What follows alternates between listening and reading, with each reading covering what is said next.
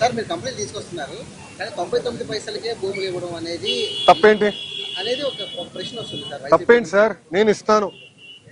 Fortune 500 companies అందరికి నేను 99 పైసల్లోనే గజానికి కాదు ఎకరానికి మొత్తం భూమి ఇస్తా.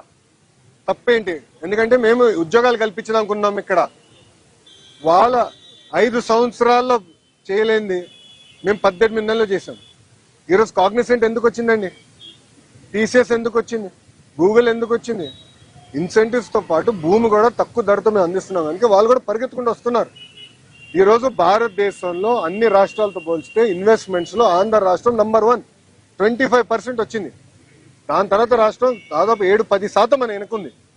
నేను గౌరవ ముఖ్యమంత్రి గారికి నిన్న మీటింగ్ లో చెప్పా, sir we will celebrate when it is 50%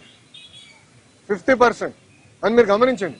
ఒకే రాష్ట్రం ఒకే రాజధాని కానీ అభివృద్ధి వికేంద్రీకరణ. శ్రీకాకుళం నుంచి చిత్తూరు వరకు అంటే ఇచ్చాపురం టు కుప్పం పెట్టుబడులు తీసుకొస్తున్నాం. Decentralised development, cluster based approach అనేది మేము చేస్తున్నాం.